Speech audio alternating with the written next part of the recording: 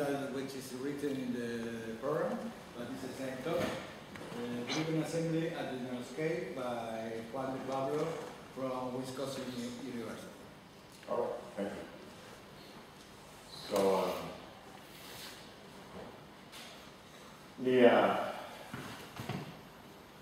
begin by telling you where the University of Wisconsin is, for those of you who may not be familiar.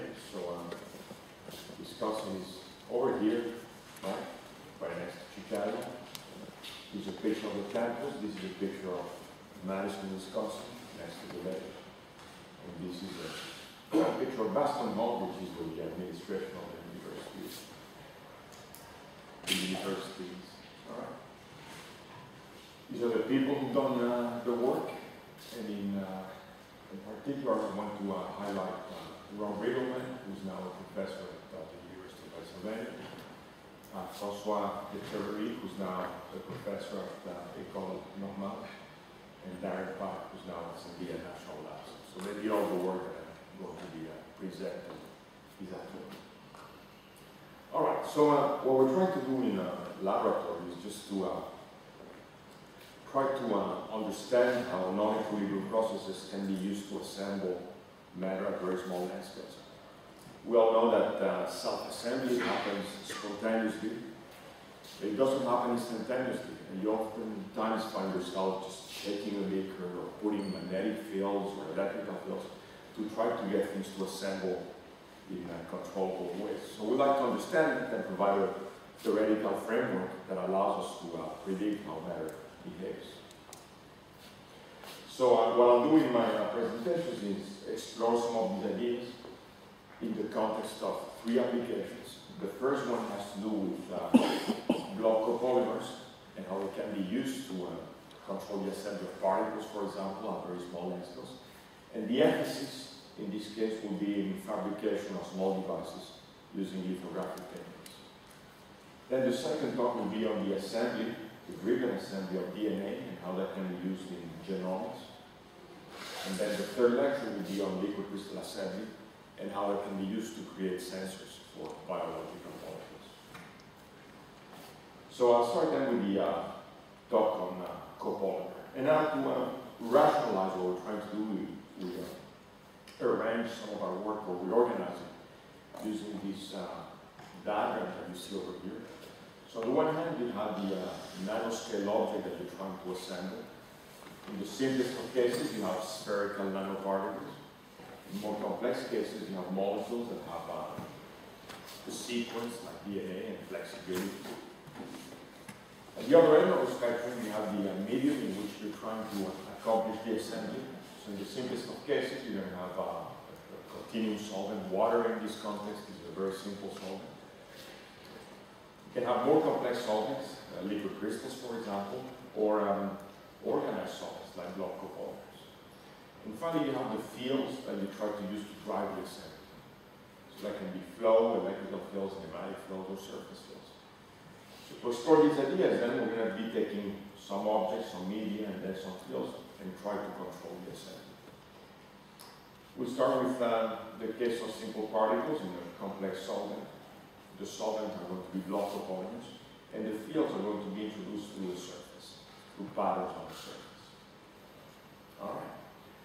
Now, this is a nice place to start with this lecture. We just heard from David Klein telling us about glasses and inhomogeneities in glasses. So I'll discuss for the first 10 or 15 minutes why glasses are important in this context and the problems that they give us, precisely because of that heterogeneity. And then we'll propose an idea on how to get around the pattern with glasses. All right. So, photoresist glasses, polymer glasses, are used extensively in the semiconductor industry to fabricate devices. So all of the computer chips that you use are created through a lithographic process. And the lithography step, the step in which you pattern a thin polymer film, represents about 50% of the cost of the device. More importantly, as we try to make smaller and smaller devices, we're reaching a limit where the mechanical properties of these materials are the obstacle to make smaller devices. It's not the tools that we have, It's actually the mechanical properties of the polymer films that we have. One of the biggest challenges that we're facing is that of photoresist collapse. So the way it works is as follows. In here you're looking at, from the top down, at small walls of polymer. All right? So these lines of walls standing up, you're looking at it from the top.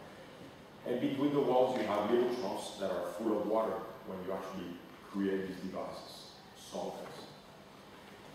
Now as the solvent evaporates, these walls actually collapse under the tension created by the capillary forces. Right? This is precisely the obstacle that you're trying to overcome when you fabricate small devices. So in here we can actually see that with a simple animation. You have two polymer walls. Now this is a cross section. In here you have the solvent. The solvent wets the polymer structures, and then you see that these capillary forces are so large that they cause these walls to bend and eventually collapse and touch each other.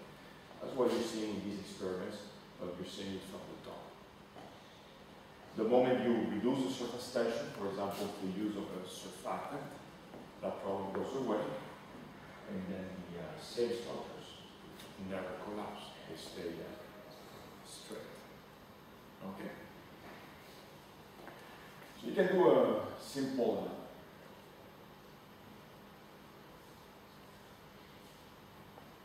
mechanical analysis then of how this problem arises. And the way you would set it up is as follows. On the one hand, you have the capillary forces that are going to try to deform these walls.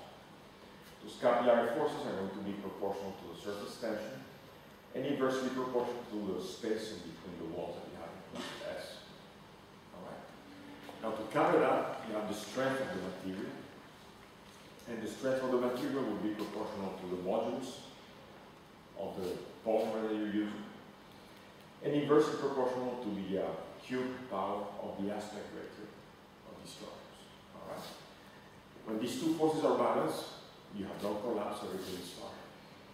The moment the capillary forces become too strong, or the aspect ratio becomes too high, the material collapses. So one of the things I would like to do then is either measure these mechanical properties when you go to very small dimensions, or alternatively, measure the aspect ratio at which the structures begin to collapse. Right? Turns out that measuring directly these mechanical properties, for example, trying to use atomic force microscopes, is very, very hard. We tried for many years and we never succeeded. But it's much easier to actually measure the critical aspect ratio at which the structures collapse. And from that, you can actually back out the mechanical properties. Right? So it's an indirect mechanical measurement on very, very small polymeric structures. All right. This is how we do the measurement then. You use advanced lithography to create all of these structures. All of them have different spacings, different heights, different lengths. The smallest ones are over here at 60 nanometers. The biggest ones are over here at 120 nanometers. All right. We create them all out of the same material. Then we start to evaporate the solvent, and then we simply watch which structures collapse, which ones do not, and we back out what is the critical value for collapse. In here, it will be 108 nanometers. All right. These are slightly taller structures, and they collapse at 88 nanometers. All right. So we're going to go ahead then and perform many of these experiments for many different materials. So these complicated names that you see over here are the names that they use in the industry for the commercial photoresists. And these are mostly made of polyhydroxystyrene or polymethylmethacrylate or copolymers of those. This is the critical aspect ratio for collapse that was measured using the methods that I outlined a moment ago. Plotted as a function of the spacing between the walls, plotted in nanometers. And you see that for large spacings, when the capillary forces are not that strong, different materials behave pretty differently. The critical aspect ratio is much higher for the green data than for the gold data. However, as you become smaller, as the spacing becomes smaller, all of these data seem to fall on a single line. And then the critical aspect ratio actually becomes pretty small. It becomes about 3. Now this is a serious problem. First of all, because 100 nanometers are the spaces that you want to have to create faster computer devices. Actually, this industry wants to be fabricating devices where the spacings are 32 nanometers next year. And the materials that they use are actually collapsing at longer length scales. For these structures to be useful for lithography, the critical aspect ratio has to be at least 4. Better at least 5. And you see that they work. All right, so that's the problem that they're facing. So, to understand then what is happening here, it is of interest to look at a model system, polymethacrylate PMMA, because in that case, we actually know all of the thermophysical properties. So what we're going to do is take experimental data from the bulk, right, for the modulus of PMMA, the yield stress of PMMA, the surface tension of water, and calculate or predict the critical aspect ratio for collapse as a function of space. So that will be the blue points that you see in this figure. And then the red points are the experimental data that I showed you a moment ago for PMMA. So there's two interesting things about this. All right, can you hear me? Yeah. Yep. The microphone broke down.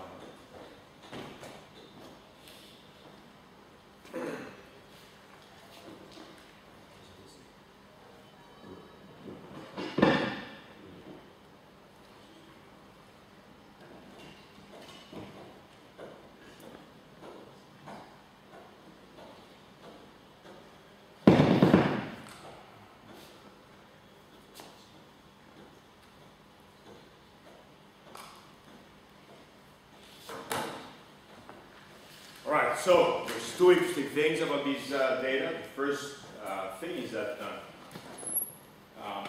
the model is actually on top of the experiments. So what this is telling us is that even at these relatively small landscapes, both data for the PMMA are able to describe what happens at the nanoscale. The thing that's actually not so exciting is that the moment you go for structure sizes that are smaller than 90 nanometers, these data actually begin to diverge. As soon as you go to 70 nanometers, these 2 points aren't even on the same scale anymore, and everything breaks down.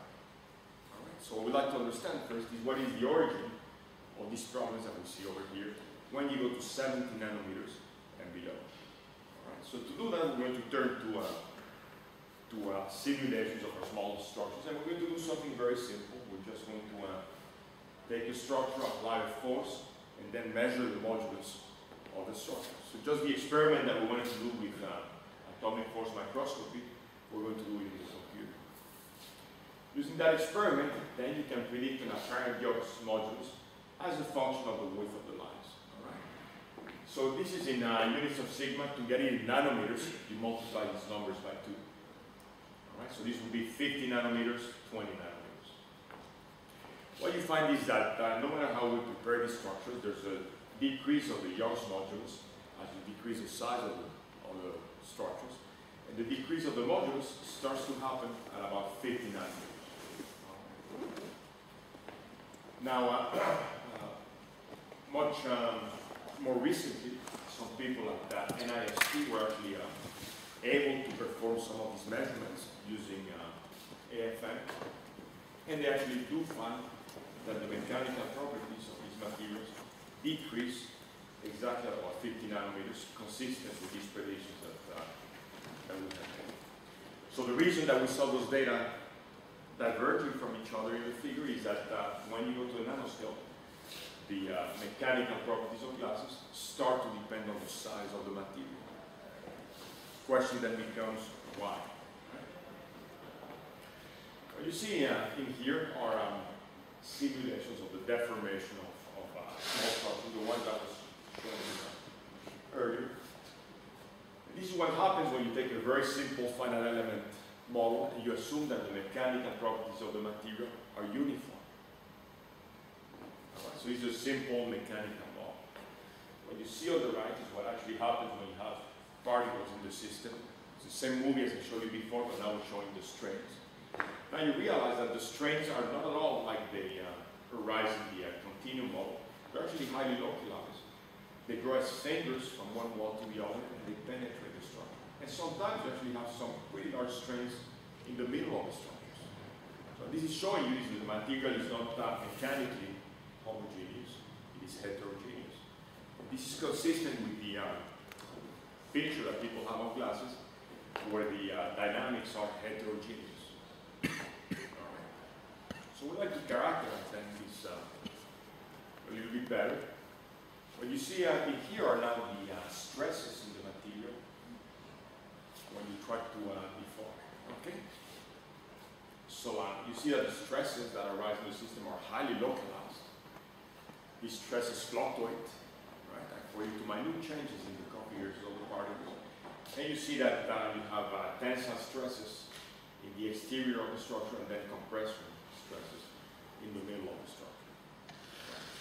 What this is also telling you is that the yield stress in the system is going to be highly localized.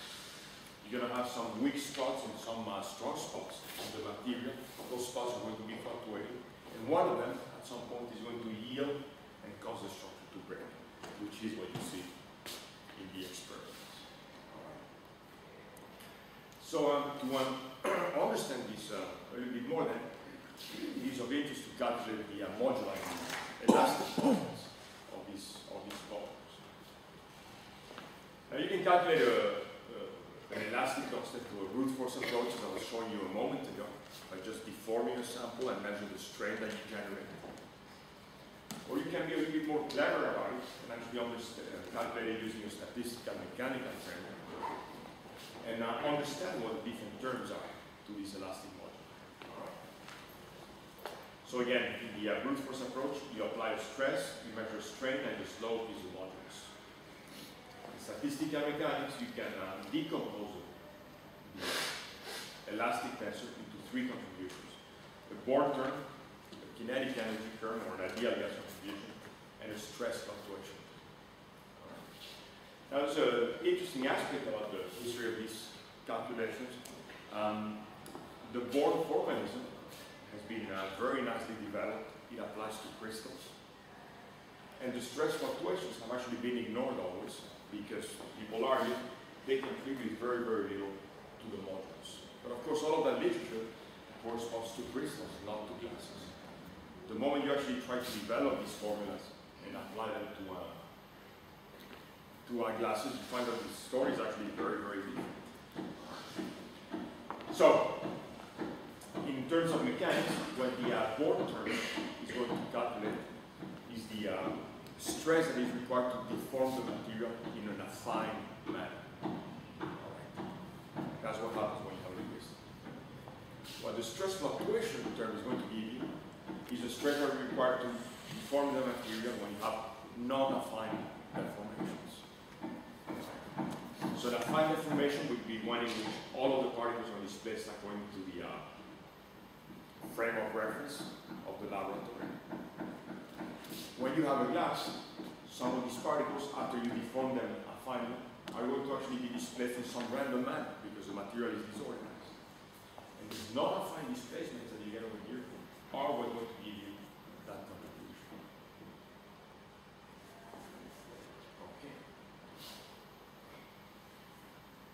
So let's then go ahead and test these ideas and calculate the moduli for a crystal, so we see what happens there, and amorphous material, a glass PMMA. And we use very sophisticated potentials that have all sorts of contributions to get results that are in agreement with the experiment.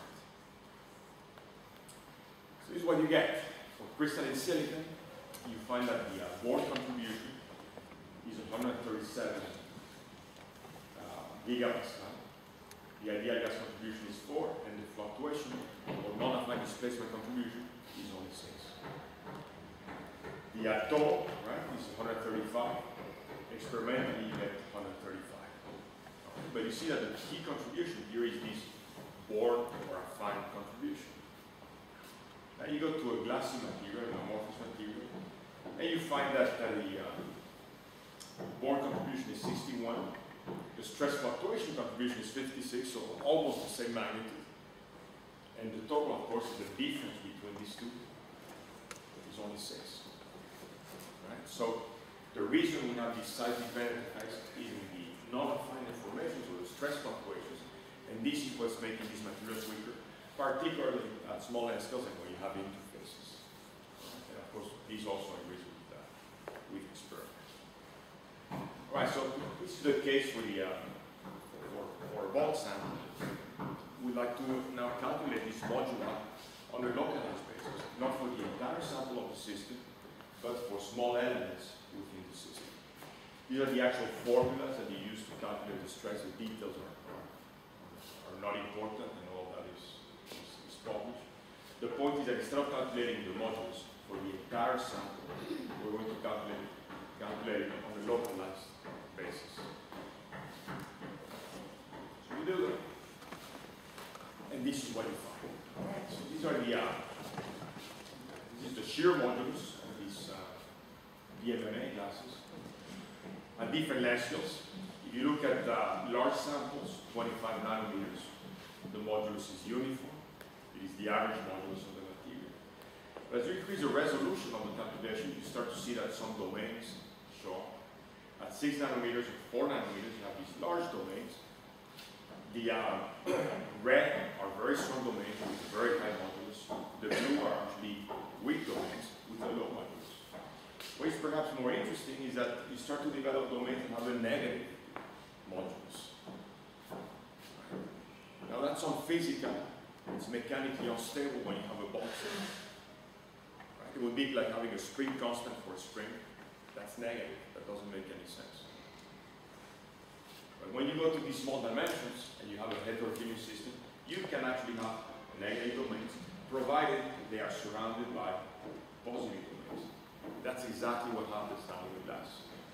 So what you're seeing here is the origin of the dynamical inhomogeneities that David Klein was talking about. The reason they arise is because you have weak and strong domains that creates a stress imbalance, and those stress imbalances cause the dynamics to be inhomogeneous. All right. So this is a problem then that we cannot circumvent. It's going to happen, and there is an inherent property of glasses, and it is going to become increasingly pronounced when you go to very small dimensions and when you have interfaces. So rather than try to fight it by using additives or other materials, etc., you can try to use a different strategy. So what we'll do then is rely on block copolymers to try to pattern devices. Use block copolymer and photoresist to go to very, very small lenses. So let me show you how that would work. So block copolymers then are these molecules that have 2 or more blocks of different chemistry, red and blue in this picture. The red blocks like the red blocks of other molecules, the blue blocks like the blue blocks, and they try to phase separate. However, because they're joined at the middle, they cannot macrophase separate, they can only microphase separate. As they macrophase separate, they form very interesting phases. They form bicontinuous phases, they form lamella, spherical phases that can actually be used to pattern at very small distances. So our idea then was to try to drive the assembly of block copolymers using patterns on the surface.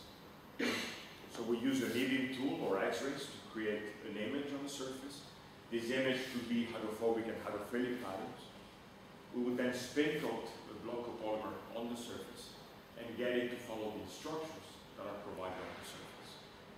Now, if everything works, the block copolymer in this example is going to form lines that are standing up on the surface. And the question then becomes, under which conditions can you actually guide the assembly of the block copolymer? All right. So, show you a quick animation then of how this will work. You take a simple model of a block copolymer on a lattice in the bulk. At high temperatures, it's going to be homogeneous disorder. As you lower the temperature, you start to see the formation of domains. if the block copolymer is symmetric, you're going to have lamella. Alright? Now you do the same calculation with a simple model on a pattern on the surface. And if everything was working according to plan, the patterns, these lamella, would be standing up all the way throughout the material. And yet you see that most of the time, when you go to small, thin films of block copolymer, the material eventually turns. So instead of going up throughout the thickness of the film, over here, the orientation is different. And from the top, you get a uniform block copolymer, which is useless for fabrication because you cannot see the pattern on the surface. Alright. So using a simple model then, you can actually try to calculate a phase diagram for these materials when you have a pattern on the surface. Now let me remind you that if you take this symmetric block copolymer in the bulk, it can only form one phase. So the phase diagram is very simple. It's either disordered or lamella, period. The moment you go to a thin film and you have a pattern on the surface, the phase diagram is much more complicated. It depends on many parameters.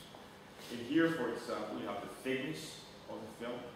In here, you have the mismatch between the characteristic period of the copolymer and the pattern on the surface. The phase that we wanted to use for lithography is the green phase that you see over here. You see that it's an actual very, very small domain of this bigger phase diagram. All of these other phases, yellow, red, purple, correspond to morphologies that are very little used. Now, when we started this work already almost 10 years ago, we were pretty sure about this prediction, but it wasn't really coming out of the experiments. And we tried for about 3 years to get the experiments to work. And it wasn't until the very end that my colleague Paul Neely actually came through with a very clever way of patterning the surface and was able to show that indeed you can get the block copolymers to actually follow the instructions that are given on the surface. So this experimental image, a top-down view of polystyrene PMMA on a homogeneous surface.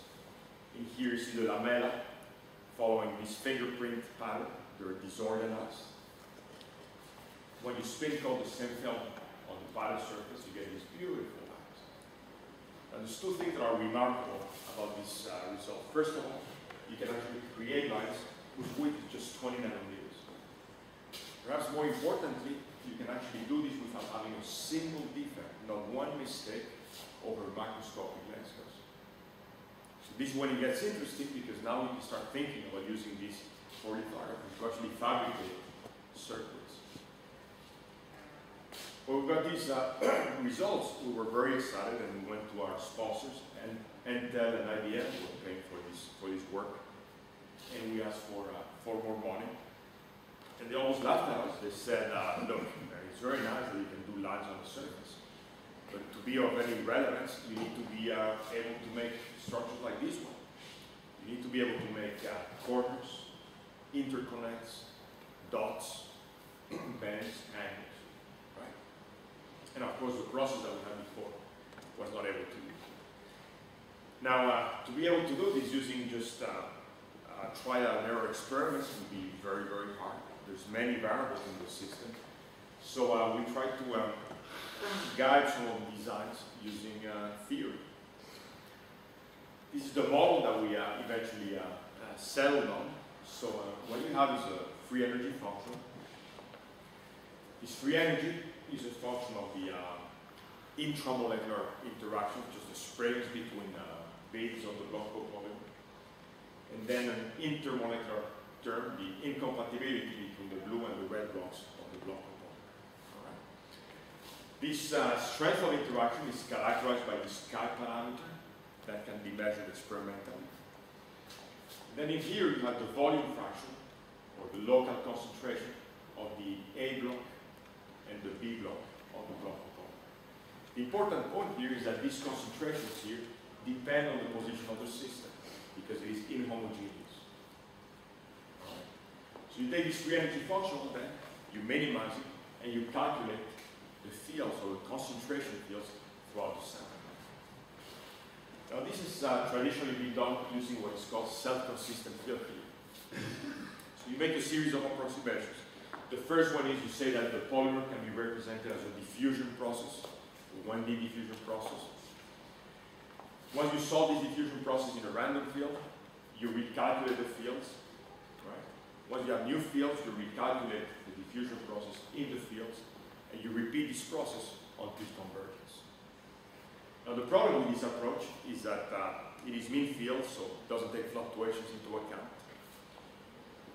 It is expensive, and in order to get this to converge, you actually need to have a very good idea of what the answer is. Otherwise, you don't get it, right? Because it is so expensive, it is primarily used in 1 dimension, sometimes in 2 dimensions, never in 3 dimensions. So this was not going to work for us.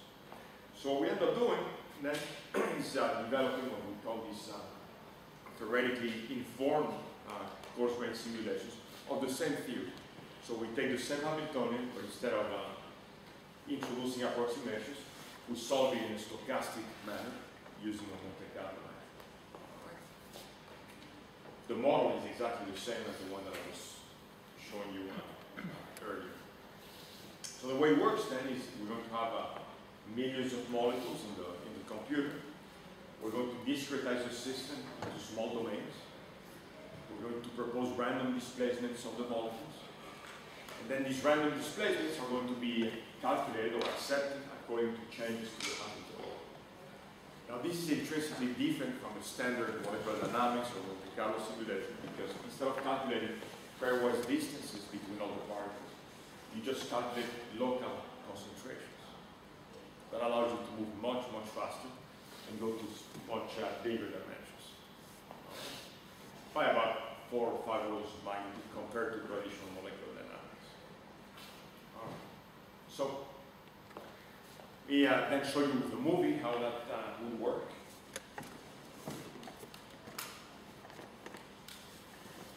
Alright, so before in the little movie that I showed you on the lattice, we had a little corner of the material that had 2 lamellae. That's all we could do.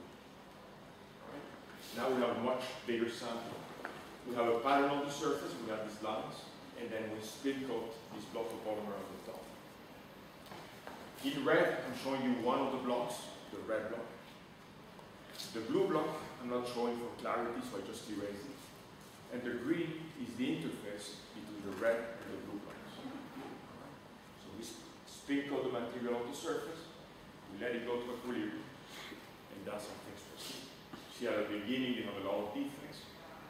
But eventually, you start to form this pattern. And if you wait long enough, all of the defects can be annealed, and you have this perfect registration between the surface of the pattern and the material. All right? So the question then was, how can we go to non-regular patterns? And the answer to that was to go to blends. Instead of using block copolymers, we had to use mixtures of block copolymers with homopolymers.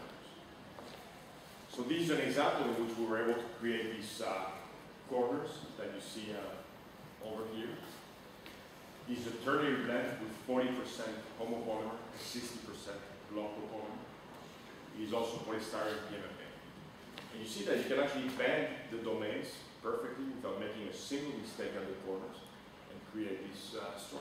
And the way the material is actually able to relieve the stress in the corners is by actually recruiting homopolymer from the straight domains into the corners.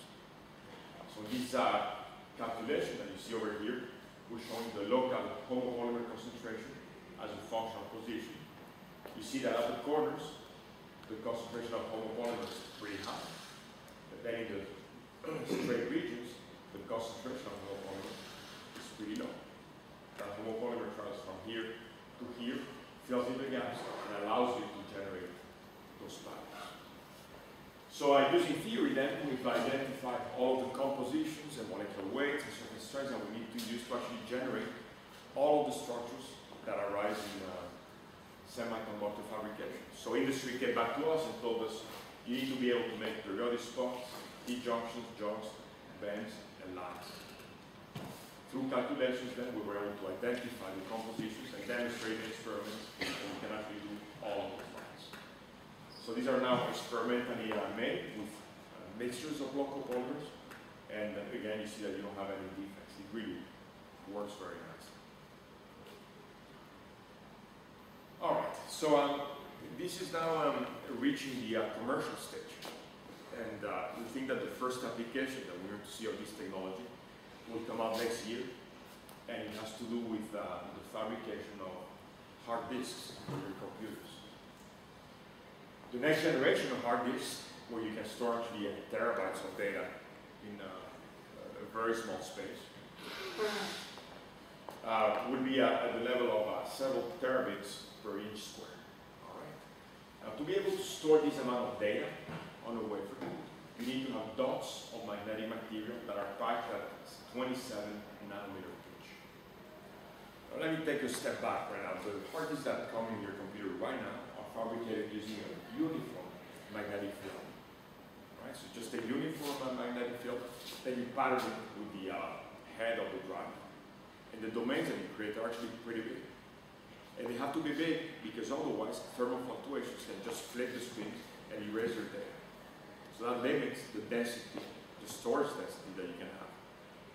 If you want to increase the density, you have to pattern all of these magnetic domains one by one and then surround them with insulating material. You can do that with block polymers. Right? You could also do it with an E-beam microscope through lithography. You could try to pattern those one by one. But if you try that, it's going to take about 6 months to make just one hard drive. Even if you could, right? Those instruments are so sophisticated when they work with these very small lenses that they're only stable for about 2 weeks of time, and then they break down. Right? So even if you were willing to spend 6 months making a hard drive, the instrument wouldn't be able to do it for you. So then the idea would be to actually create a master using a block polymer, then replicate the master many, many times, and then use that for fabrication of dense storage media. All right, so now, one clever idea that we had in collaboration with Hitachi was, instead of patterning all of these dots on the surface and then having the block of polymer cover the dots on the surface, we could actually pattern every other dot on the surface and see if the block of polymer can actually fill in the gaps so that we can make everything faster and more reproducible. We call that pattern interpolation. So we use theory to tell us how to do that, and this is what happens experimentally. You try to take a silicon wafer then and use an E-beam machine to pattern at the scale of 39 nanometers. So this is just silicon and holes that we're making of silicon one by one. This is the best you can do. You see that even with the nicest instruments, you have a lot of noise in the pattern, you make a lot of mistakes. You try to go to 27 nanometers, which is what you wanted for 1 terabit per inch square. You see that the surface is really, really crappy. You cannot use this to store information. So when you take these surfaces and you spin coat the block of polymer, that's what happens. Right? So what the block of polymer is doing for you is actually cleaning the surface and allowing you to create these beautiful patterns here with a single mistake with no defect whatsoever that now can actually be used to etch the silicon, deposit magnetic material, and have it work. So this is now being pursued by Hitachi, and as I said, I think next year we're going to have hard drives based on this technology. All right.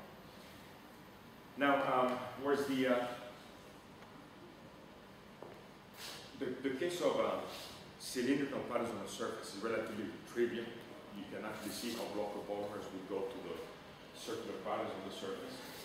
Another important case is actually having assembly when you have stripes on the surface and lamellar polymers. And that would also be important for testing the storage media.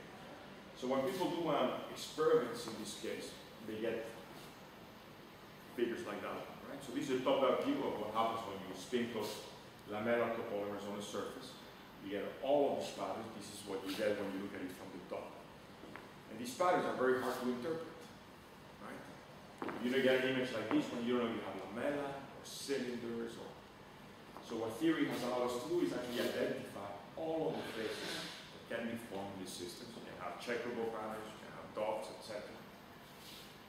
Lamella that are horizontal, vertical, mixed, dots, or checkerboard. you can actually identify different regions with different morphologies.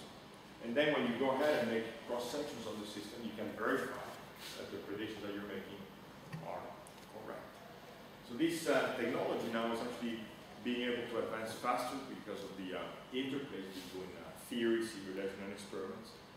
And in the not too distant future, we might be now seeing circuits that are actually made using block topologies. So that's my 45 minutes. With that, I'll stop.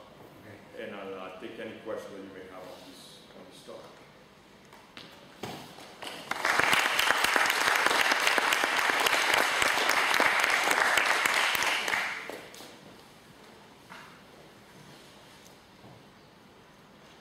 Any questions? Yeah. So, are there any limitations to using block polymers as a resist technique? I can hardly hear you. Oh, sorry. Are there any limitations in terms of like the contrast of the etching or something like that? I mean, just as a general resist, you know what I mean? No, it actually seems to be working pretty well as far as roughness. It's proving to be better than commercial photoresist. So everything is looking good so far. And now that it's getting interesting, companies are developing other copolymers with better properties, with higher Kyle parameters to have better contrast. So I think that if there are limitations, they'll be able to resolve them pretty soon. But already with simple polystyrene PMMA, from Sigma Aldrich, from the shelf, you can do all these things.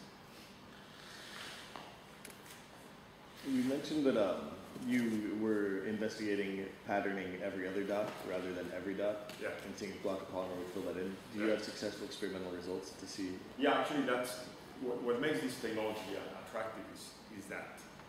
All right, because you have to pattern every dot, right, to make a template, right? You need to spend 6 months, right? And you can't. If you pattern every other dot, you can actually do it in about 2 weeks. So not only do you pattern every other dot, but you make the dots bigger. You get sloppy and quick with your instrument. And then you just sprinkle the copolymer and it corrects everything for you. So you go from down on the surface to down on the top. Right? So that's what makes it useful is that step.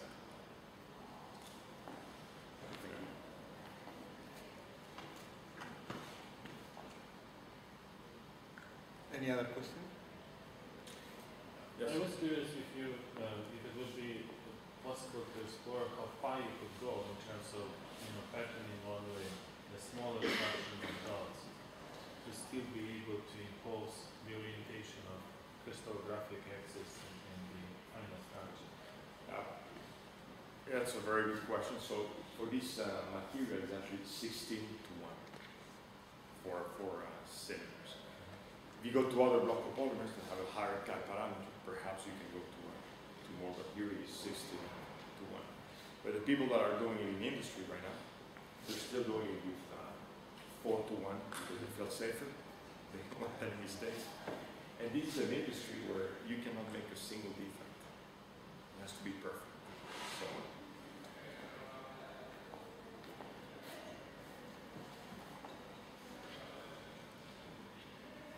Okay, thank you. all right.